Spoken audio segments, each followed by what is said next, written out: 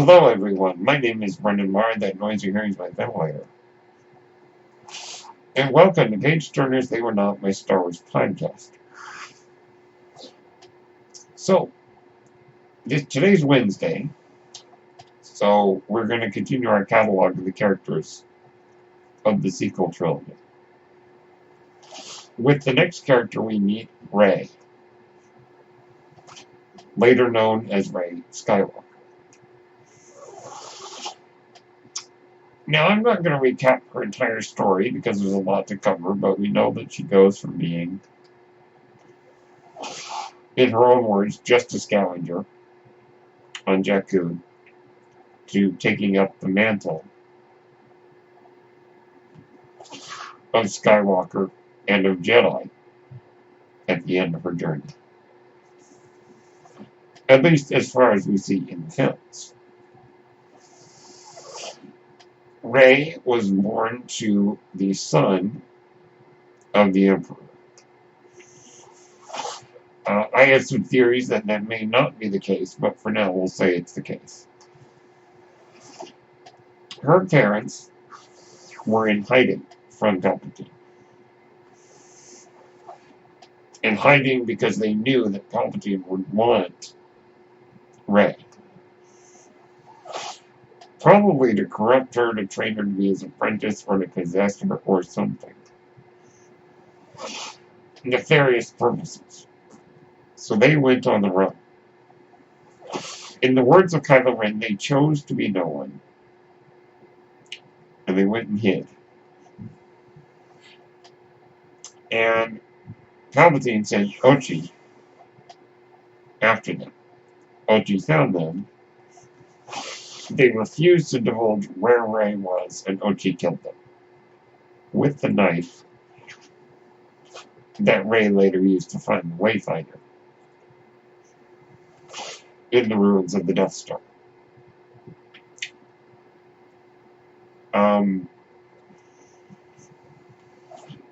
So Rey was given to Unkar Plutt on Jakku and was raised under his tutelage to learn to be a scavenger, to learn how to fly some ships of Unkar Plutt's junkyard.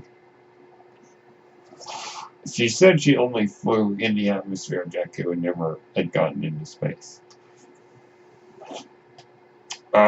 She had interacted with aliens from many worlds, learning some languages, including Shiriwook, the Wookiee language, also learning to speak to droids. Rey learned a lot of skills. How to repair things, how to defend herself in a fight, all from her harsh living under the thumb of Unkar Plutt on Jakku. And then later it would be scavenging for parts to get food from Unkar. You know, it's actually, I think, a good thing. Now, we can talk about how, you know, they basically sold Rey, her parents basically sold her into, for lack of a better word, slavery to protect her. That may seem like not the best parenting, but to be fair, if they were on the run and they knew they were being hunted, they probably didn't have much time to think about the consequences of their actions. But regardless of the harsh and cruel environment, Rey learned skills that then became extremely useful and probably helped her save the galaxy. So, like what Luke experienced living on Tatooine, learning the skills that were later going to be needed. You know, that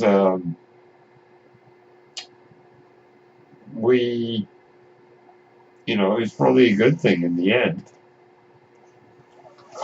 So Rey is very skilled. there has been some discussion of is she too skilled. I'm not inclined to think so. I think that the way that she lived on Jakku, as I said, helped her to gain those skills. We never question why Luke is good with a blaster in the original film when he's had no training, at least not that we know of. At least not that we ever see of how to use a blaster. Now, we do see him with that rifle on Tatooine, so we assume that he had learned how to use it. So, yet again, another harsh environment shaping one of our characters. Rey is also skilled in the Force. Now, I think, given my understanding of the Force, I think that the Force, the aptitude she had for it, gave her a little bit of an edge, and that's probably why she was able to pick up those skills that she did. That she didn't even know that the Force was complementing her abilities and making her better with it. Without Rey really even knowing it. Now, I think that when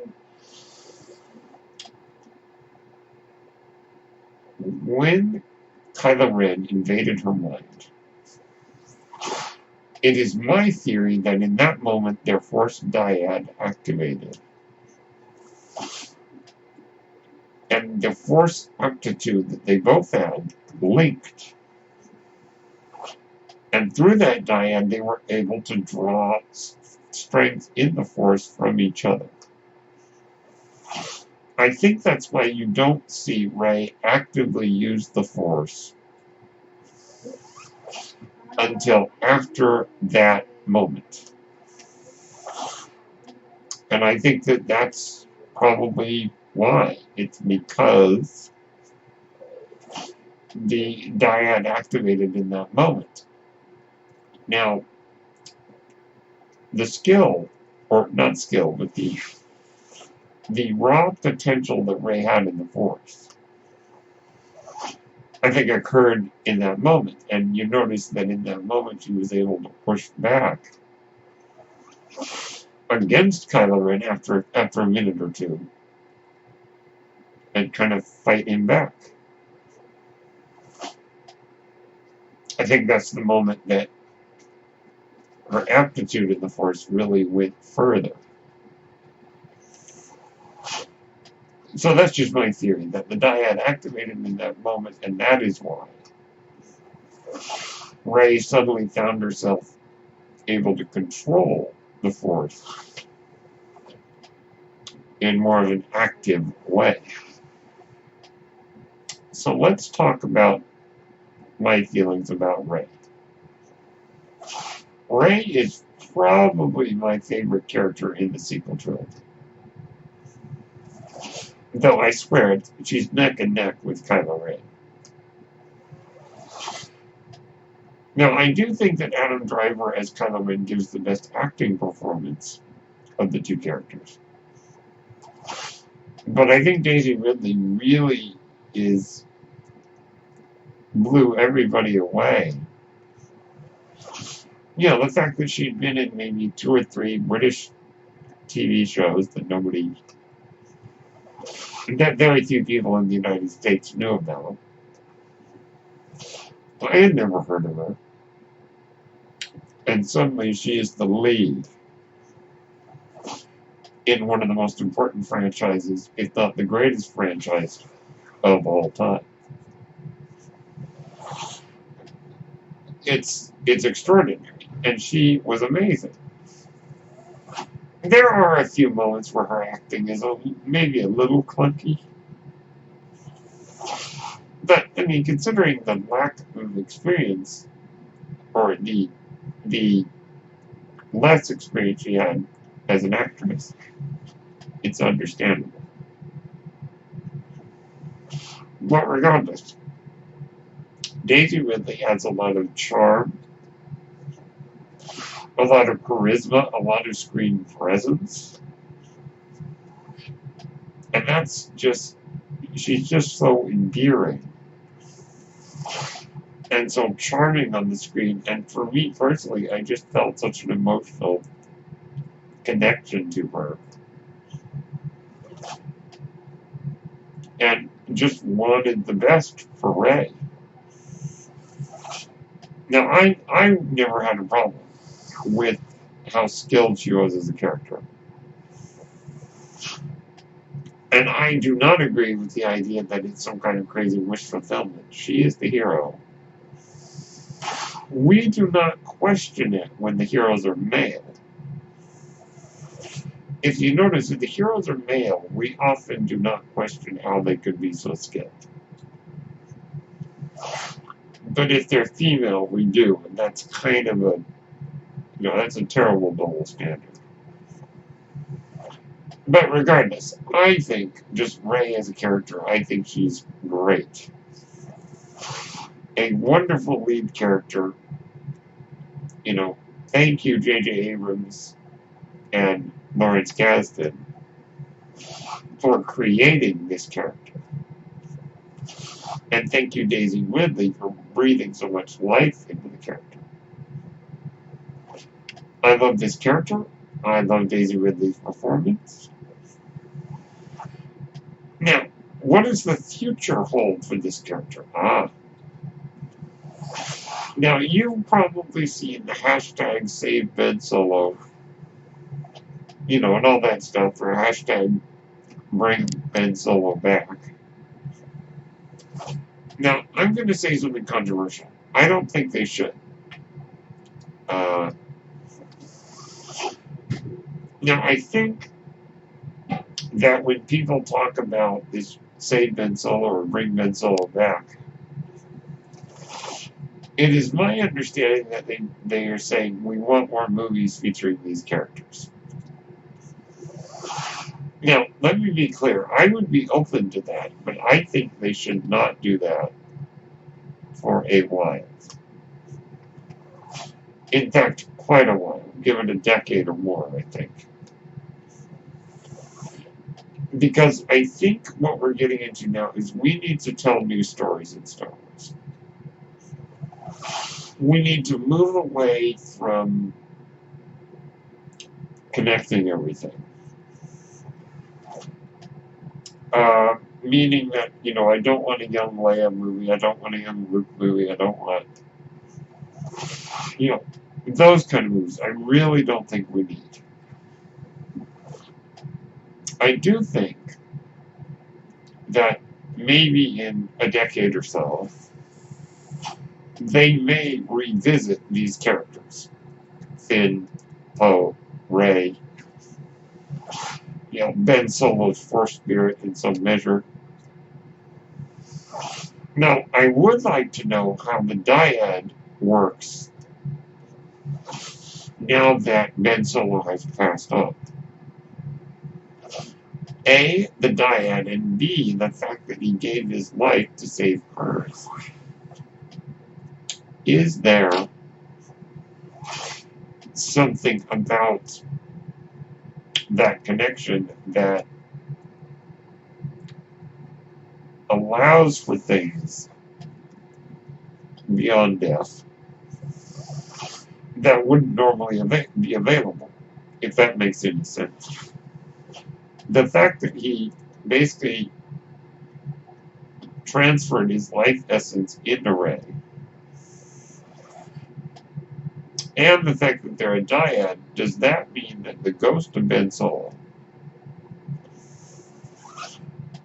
is able to manifest in ways beyond what we understand? Now, that's a story I would like to know. But I think, at the moment, they should not go there. They should now focus on new stories that fill in parts of the timeline that we do not know about. New stories. Not stories that we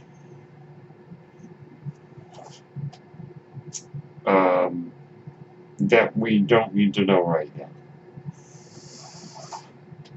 Now, I know that there are fans who are very interested in getting more with Ben Solo and Rey and whatnot. I think, in the meantime, if there is more with our main characters, it will be in books, comics, games. But as far as film, no, I think they need to focus on new stories. Now, I think, going back to the story of Rey, I think Rey is going to restart the Jedi Order with the correct philosophies. Now, the Jedi are not. It's not time for the Jedi to die. It's time for the Jedi to be reborn. But they need to rethink their ways. The Jedi of the prequel era had gone astray, and Rey, with the guidance of the ghosts of Jedi Masters, with the guidance of the sacred Jedi texts, is probably going to be able to restart the Jedi Order in a way that is getting back to the way the Jedi should be. The Jedi needed to restart, but in a way where they rethink their philosophy. I think Rey's going to do that, and I think one of her first students will be Finn. Because I think Finn is more sensitive. Which, by the way, Rey has great chemistry with almost all the characters. Great chemistry with Kylo Ren, with Finn, with Poe, with BB-8, with Han, with Luke, with Leia. You name it, and that's another wonderful layer to this character. So those are my thoughts on Rey. And I like that she made a lightsaber. I like that she built a lightsaber out of her staff. That was really cool. That was the top of her staff. Which I always thought looked a little bit like a lightsaber. So I'm glad that came true. So those are my thoughts on Rey from Nowhere, now known as Rey Skywalker. She had the strength to reject her lineage, or to reject her biological lineage of her grandfather, to embrace her parents as strong people. Palpatine said they were weak, and she's like, no, my parents were strong.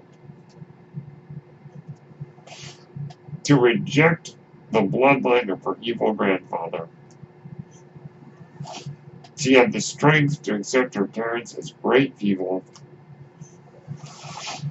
brave people, and had the strength to accept her own legacy.